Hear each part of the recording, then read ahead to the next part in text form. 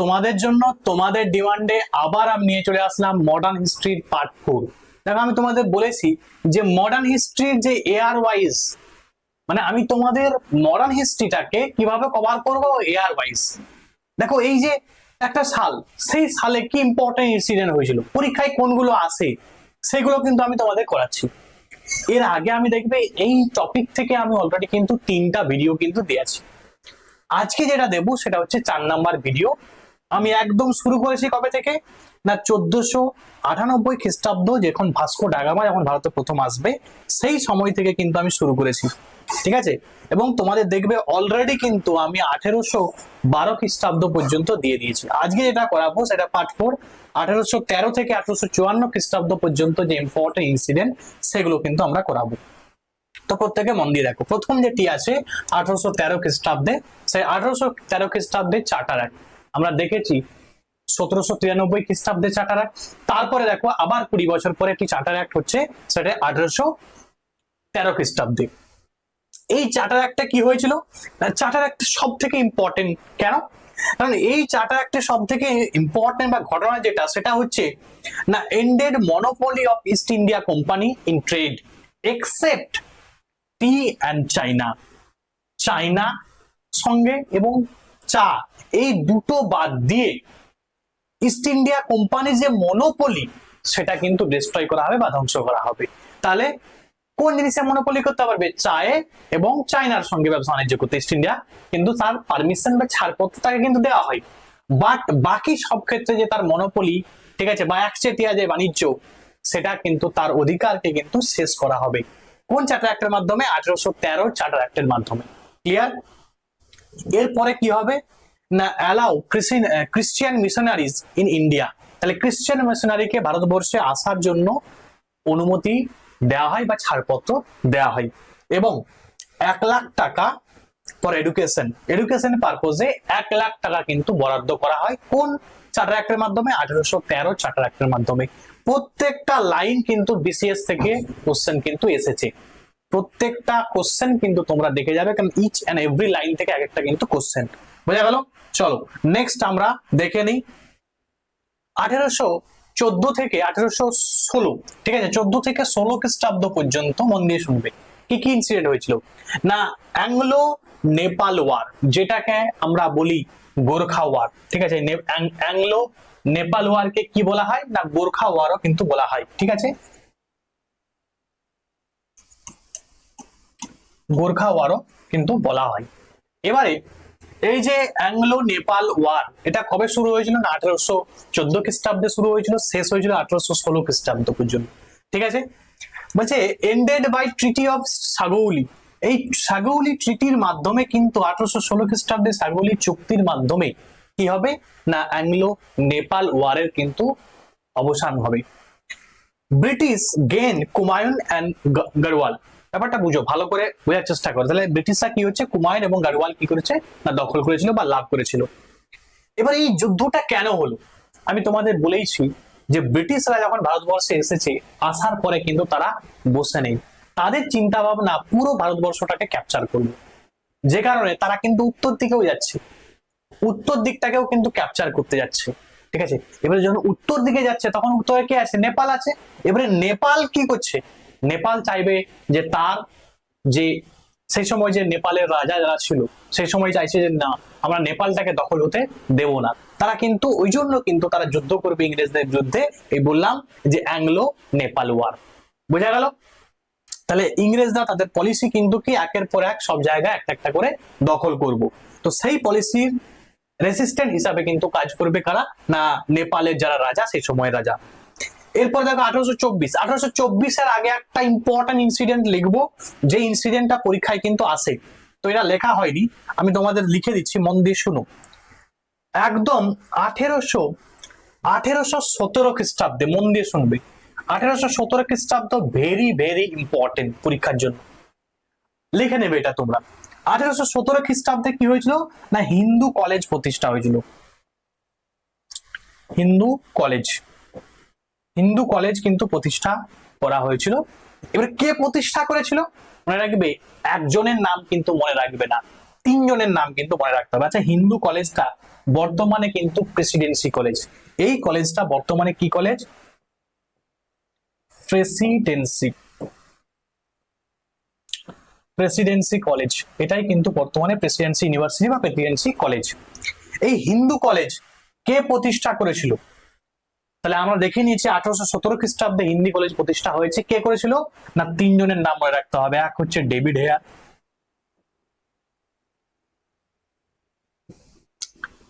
এক নম্বরে হচ্ছে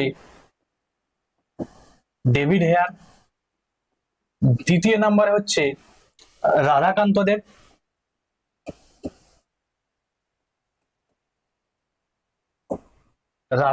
দেব, আর 3 নম্বরে রাজা রামমোহন রায়। রাজা রামমোহন রায়। তাহলে কিন্তু এটা মনে রাখতে হবে, বিশাল কিন্তু ইম্পর্টেন্ট ভিভিআই পরীক্ষার জন্য। নেক্সট আমরা এরপরে দেখবো কি না 1824 থেকে 1826। এই 1824 থেকে 26 কি হবে না ফার্স্ট অ্যাংলো বার্মিজ ওয়ার, প্রথম ইঙ্গো বার্মার যুদ্ধ। বলছি বারবার যে ইংরেজরা উত্তরে গেল, এবারে ইংরেজরা কোন দিকে যাচ্ছে? পূর্বের দিকে যাচ্ছে। পূর্বে কে আছে? বার্মা, মানে মায়ানমার আছে। সেই বার্মার সঙ্গে কিন্তু আবার যুদ্ধ হবে কাদের? ইংরেজদের। ফার্স্ট অ্যাংলো বার্মিজ ওয়ার কিন্তু হচ্ছে। এবং এই যে অ্যাংলো বার্মিজ ওয়ারটা, যেটা এই একটা ট্রিটির মাধ্যমে কিন্তু অবসান হবে, তার নাম হচ্ছে ইয়ান্ডাবু। ঠিক আছে, 1826 খ্রিস্টাব্দে ইয়ান্ডাবু ট্রিটির মাধ্যমে কিন্তু অ্যাংলো বার্মিজ যে ওয়ার, সেই ওয়ারের কিন্তু অবসান হবে। ব্রিটিশ কি করবে না ব্রিটিশ আসাম, আরাকান এই জায়গাগুলো কিন্তু দখল করে নেবে। তাহলে বুঝতে পারছো একে একে উত্তরের দিকে গেছে, পূর্বের দিকে যাচ্ছে। তাহলে ব্রিটিশরা চাইছে গিয়ে পুরো ভারতবর্ষটাকে ক্যাপচার করবো, তাহলে ভারতবর্ষ থেকে বেশি মুনাফা করতে পারবো, ভারতবর্ষে আমাদের একচেটিয়া ব্যবসা বাণিজ্য করতে পারবো। এই কারণে কিন্তু একে একে আসাম কি চায়ের জন্য ফেমাস, প্রচুর চা চাষ হচ্ছে। তাহলে সেখানে যদি দখল করতে পারি তাহলে আমরা কিন্তু একচেটিয়া ব্যবসা বাণিজ্য করতে পারবো। বোঝা গেল? তাহলে এটাই ছিল ব্রিটিশদের পলিসি। তাহলে আমাদের একটা আমাদের যুদ্ধগুলো কিন্তু দেখতে হবে। এরপর দেখো 1831 আগে আবার একটা ইনসিডেন্ট আমার মনে পড়লো, সেটা বলছি, মন দিয়ে শোনো। 1829 খ্রিস্টাব্দ, 1829 খ্রিস্টাব্দে মনে 1829 খ্রিস্টাব্দে কি মনে পড়ছে তোমার? না অ্যাবলিশন অফ সতী। ঠিক আছে,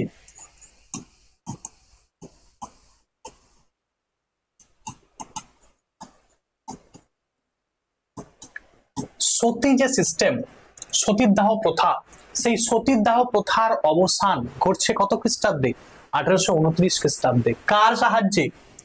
না রাজা রামমোহন রায়। মনে পড়ছে? রাজা রামমোহন রায়। কার সাহায্যে? না with the help of William Bentinck. William Bentinck কে সাহায্যে।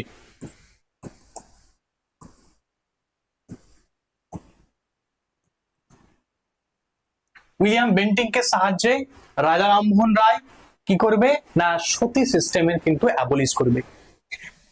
এবারে দেখো মন দিয়ে শোনো, এবারে একটা কোশ্চেন আছে যে সতীদাহ প্রথা যে অবসান হয়েছিল কোন অ্যাক্টের মাধ্যমে? তোমরা রাখবে একটা রেগুলেশন অ্যাক্ট হয়েছিল। অ্যাক্ট হচ্ছে তোমার 17 এর মাধ্যমে। এই অ্যাক্টের মাধ্যমে কিন্তু হবে কি অ্যাবলিশ করা হবে। রেগুলেশন অ্যাক্ট 17 এর মাধ্যমে এই তোমার 1829 খ্রিস্টাব্দের যে 1829 খ্রিস্টাব্দে কি হবে না সতী সিস্টেম কি করা হবে? অ্যাবলিশ করা হবে। খুব ইম্পর্টেন্ট কিন্তু। হ্যাঁ, আচ্ছা এবার দেখো 1831 খ্রিস্টাব্দ, এরপরে আমরা দেখবো 31 খ্রিস্টাব্দের ইম্পর্টেন্ট ইনসিডেন্ট কি? কোল বিদ্রোহ হবে। কোল বিদ্রোহ কোথায় হয়েছিল? ছোটনাগপুর।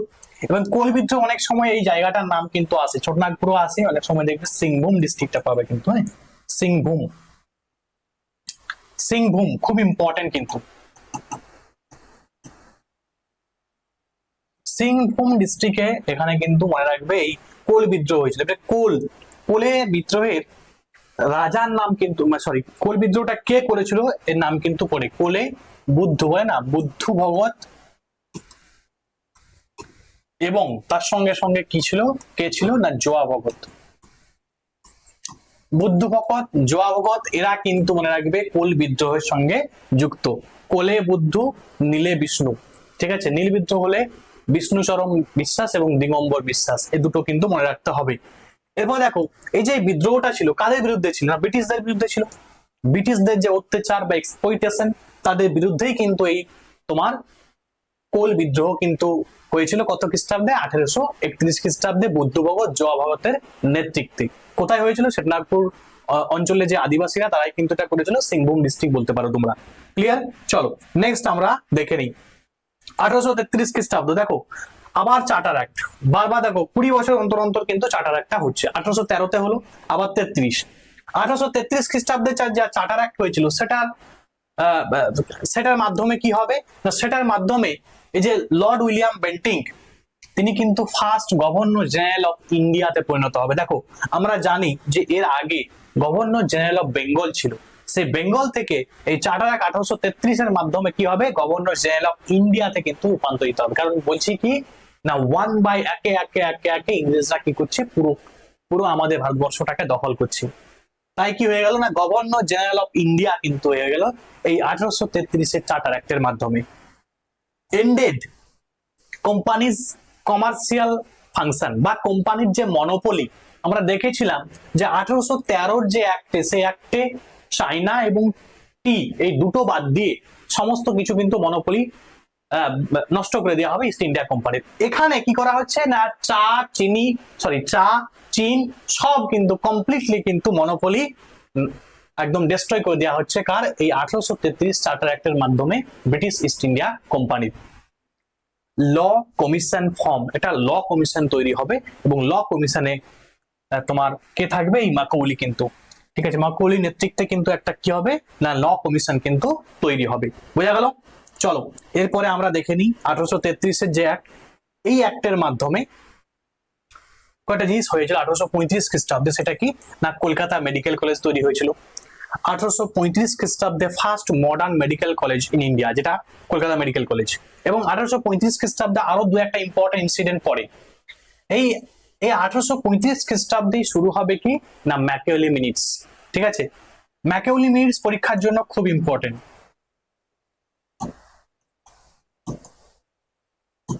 এই ম্যাকিওলি মিনিটস কিন্তু শুরু হয়েছিল কত খ্রিস্টাব্দে?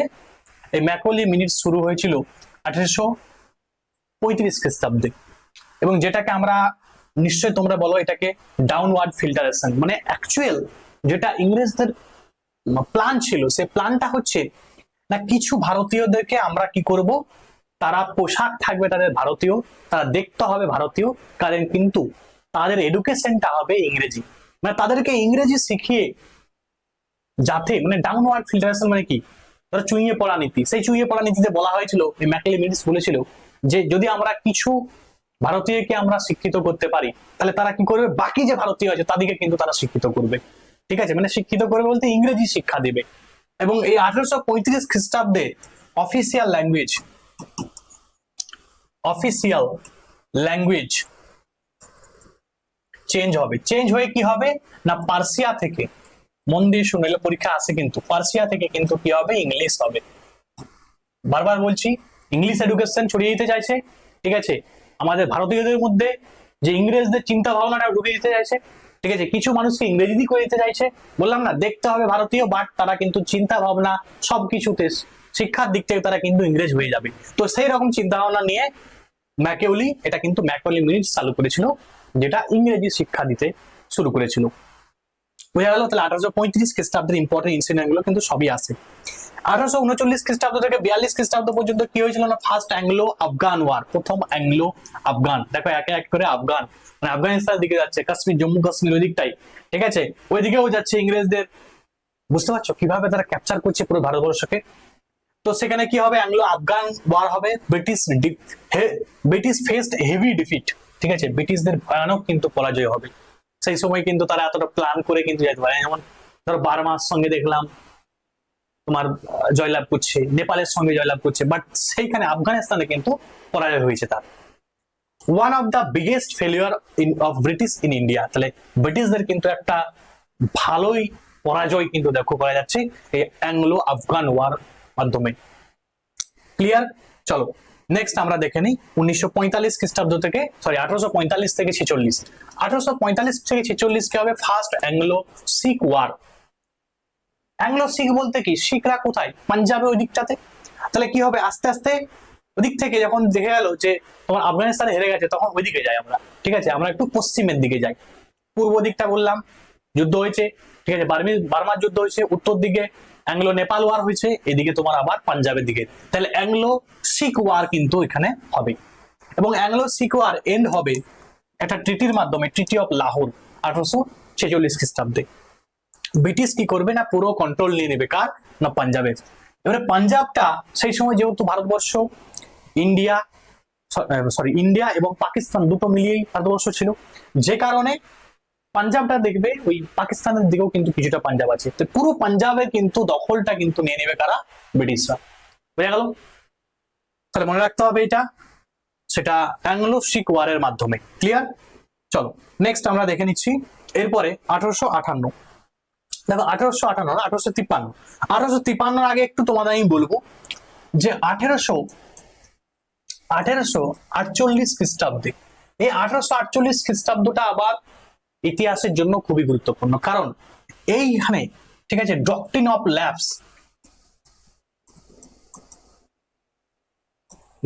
অফ ল্যাপস, মানে যেটাকে আমরা বলি সপ্ত বিলোপ নীতি, কে চালু করেছিল না, ডালহৌসি। ঠিক আছে, ডালহৌসি কি তৈরি করবে না, সপ্ত বিলোপ নীতি। সপ্ত বিলোপ নীতি কিন্তু বা ডক্ট্রিন অফ ল্যাপস কিন্তু শুরু করবে কে, লর্ড ডালহৌসি। কত খ্রিস্টাব্দে? 1848 খ্রিস্টাব্দে।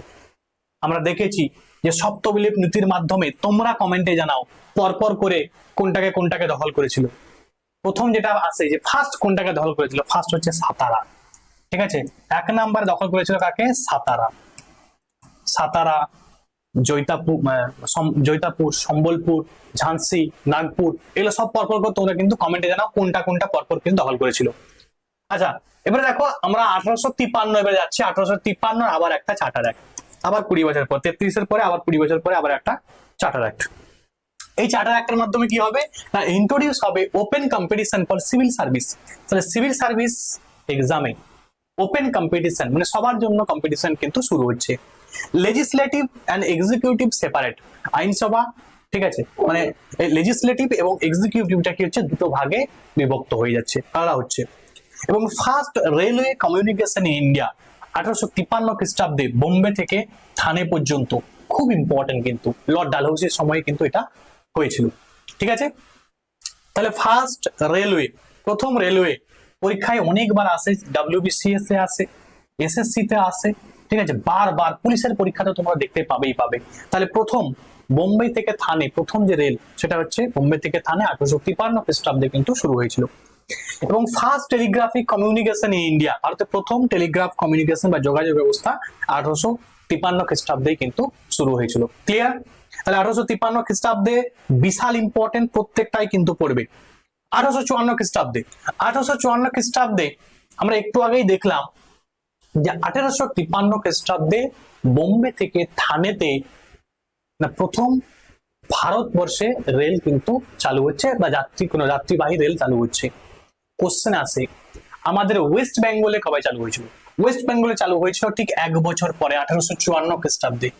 কোথা থেকে কোথা না, হাওড়া থেকে হুগলি। ঠিক আছে, হাওড়া থেকে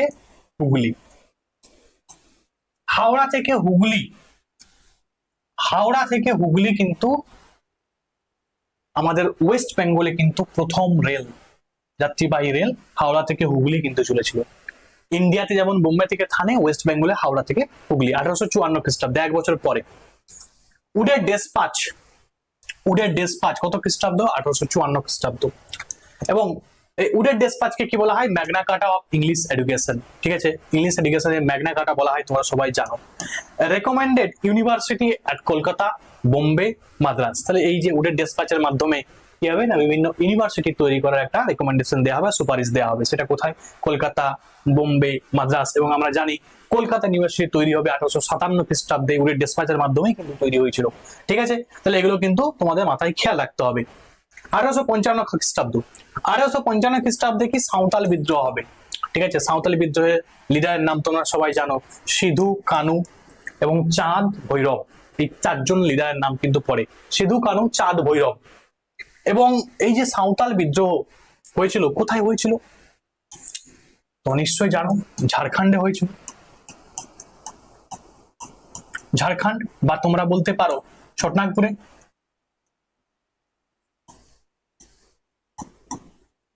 ছোটনাগপুরে এই তোমার সাঁওতাল বিদ্রোহ হয়েছিল 1855 খ্রিস্টাব্দে হয়েছিল।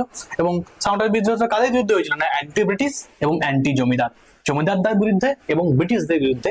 ঠিক আছে, এই যুদ্ধ, এই তোমার সাঁওতাল বিদ্রোহ কিন্তু হয়েছিল। নেক্সট আমরা দেখে নিই 1856 সাল।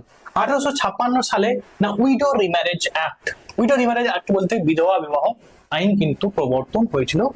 এবারে দেখো, এটা পাস্ট বাই লর্ড ডালহৌসি, না একটু মাথা মন দিয়ে শুনবে। এটা যদি বলা হয় যে পাস্ট বাই হুম, কে পাস্ট করেছিল, তো একটু মন দিয়ে দেখো। অ্যাকচুয়াল না, প্রথমে একটা ড্রাফট তৈরি হয়েছিল, ড্রাফট। এটা ড্রাফটেড বাই কে, এই লর্ড ডালহৌসি। লর্ড ডালহৌসি মনে রাখবে এটাকে ড্রাফট করেছিল। এই যে উইডো রিম্যারেজ অ্যাক্টের ড্রাফট কে তৈরি করেছিল, আবারও বলছি ড্রাফট তৈরি করেছিল এই লর্ড ডালহৌসি। পাস্ট বাই, এই যে ড্রাফটটাকে পাস করবে কে, পাস করেছিল মনে রাখবে, সেই সময় কিন্তু লর্ড ডালহৌসি থাকেনি, সেই সময় কিন্তু কে এসে গেল, ক্যানিং এসেছিল। তাহলে কি হবে, লর্ড ক্যানিং। পরীক্ষায় কিন্তু আসে, দুটোই মনে রাখতে হবে, কে পাস করেছিল, কে কিন্তু ড্রাফট করেছিল। এবং সাপোর্টেড বাই ঈশ্বরচন্দ্র বিদ্যাসাগর। তোমরা নিশ্চয়ই জানো ঈশ্বরচন্দ্র বিদ্যাসাগর এই বিধবা বিবাহ আইনটাকে কিন্তু তিনি কিন্তু প্রবর্তন করার পিছনে কিন্তু তার মূল ভূমিকা ছিল। এবং তিনি তার সন্তানের সঙ্গে একজন বিধবা মহিলার বিবাহ দিয়েছিলেন তিনি। তার মাধ্যমে তিনি কিন্তু মানে প্রথম তিনি কিন্তু ফার্স্ট যে ওই কাজটাই করেছিলেন, এর মাধ্যমে তিনি কিন্তু এই বিধবা বিবাহ তিনি কিন্তু সমর্থন করেছিলেন। ঠিক আছে, এই ছিল আজকের খুব ইম্পর্টেন্ট ইনসিডেন্ট এয়ারওয়াইজ। নেক্সট তোমাদের আমি আবার নিয়ে আসবো ইম্পর্টেন্ট ইনসিডেন্ট বা ঘটনা এয়ারওয়াইজ মডার্ন হিস্ট্রির উপরে। তো যদি তোমাদের ভালো লাগে অবশ্যই বন্ধুদের মধ্যে শেয়ার করে দাও। এবং যারা আমার পেড ব্যাচে অ্যাডমিশন নিতে চাইছো, সমস্ত সাবজেক্টের উপরে তোমরা পড়তে চাইছো, WBCS বা পিএসসির কোনো এক্সাম বা মিসলেনিয়াসের, ঠিক আছে, বা ক্লার্কশিপের, তো তোমরা কিন্তু এই নাম্বারে 7872141322 এই নাম্বারে হোয়াটসঅ্যাপ করে তোমরা কিন্তু যুক্ত হতে পারো। আর কি এখানে পর্যন্ত, থ্যাংকস ফর ওয়াচিং, প্রত্যেক ভালো থাকবে।